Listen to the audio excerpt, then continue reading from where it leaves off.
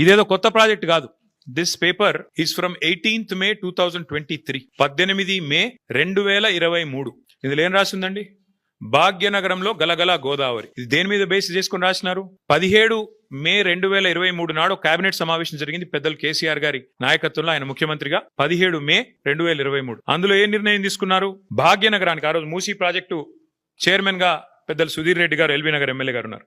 ఆ రోజు ఏం నిర్ణయం తీసుకున్నామంటే కేవలం 1100 కోట్ల ఖర్చుతో, కేవలం 1100 కోట్ల ఖర్చుతో కాళేశ్వరం ప్రాజెక్టులో ఉన్న కొండపోచమ్మ సాగర్. ఇక్కడ ఒక విషయం మిత్రులందరికీ మీకు అర్థం కావాలి.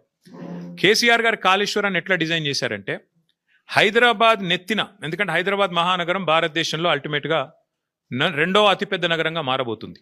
తప్పకుండా మారుతుంది.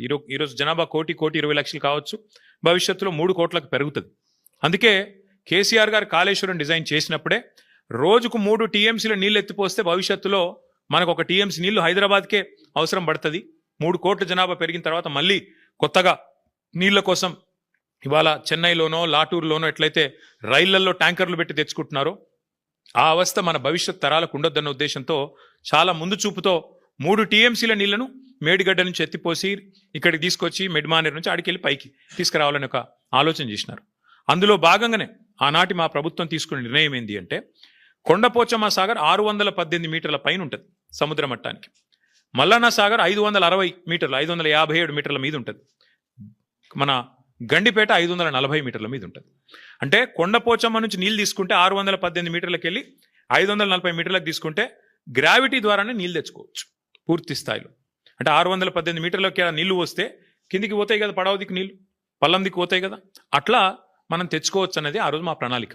దానిలో భాగంగా ఏం చేసినాము, అదే సమావేశంలో 111 జీవో ఎత్తివేస్తూ ఆ రోజు తీసుకున్న నిర్ణయం ఏంటి అంటే నేను చదివి వినిపిస్తాను మీకు. కాళేశ్వరం ప్రాజెక్టులో భాగంగా 15 TMCల సామర్థ్యంతో నిర్మించిన కొండపోచమ్మ సాగర్ నుంచి సాగునీటి కోసం సంగారెడ్డి కాలువ నిర్మిస్తున్నారు. ఈ గ్రావిటీ కాలువ 27వ కిలోమీటర్ దగ్గర హిమాయత్ సాగర్, ఉస్మాన్ సాగర్కు కాళేశ్వర జలాల్ని మళ్లించి ఏర్పాటు చేశారు.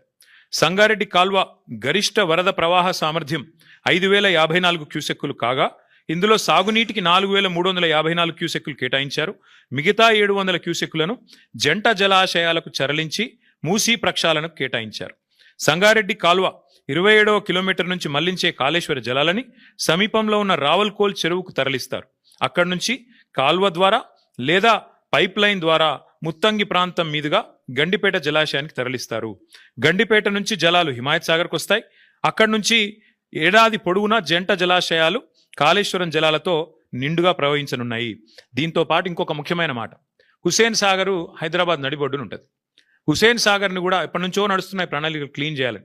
మేము ఆ రోజు ప్లాన్ చేసింది ఏంటంటే జంట జలాశయాల నుంచి, అంటే గండిపేట నుంచి బుల్కాపూర్ నాలా ద్వారా మనం హుసేన్ సాగర్ కూడా ఆ రోజే ప్లాన్ చేసినాం. హుసేన్ సాగర్ కూడా గోదావరి జిల్లా తీసుకొచ్చి బుల్కాపూర్ నాలా ద్వారా, అంటే గండిపేట నుంచి బుల్కాపూర్ నాలాలో ఒక పాయ వదిలిపెడితే గోదావరి నీళ్లు దాని నుంచి స్ట్రైట్గా హుసేన్ సాగర్ కూడా వస్తాయి.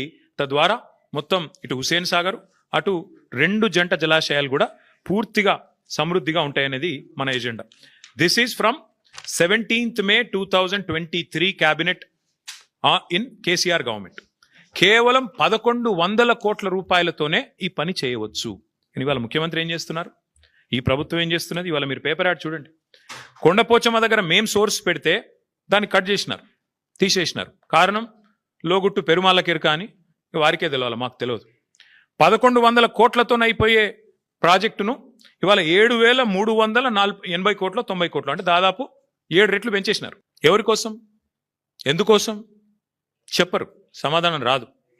ఎందుకు? స్పష్టంగా మీరు కొండపోచమ్మ సాగర్ నుంచి గ్రావిటీ ద్వారా నీళ్లు తీసుకునే అవకాశం ఉన్నప్పుడు ఎందుకు పెంచుతున్నారు? ఏ కారణం చేత పెంచారు? మల్లన్న సాగర్ ఎందుకు మార్చారు సోర్సు? ఏం అవసరం వచ్చింది? ప్రభుత్వం సమాధానం చెప్పాలని మేము డిమాండ్ చేస్తున్నాం.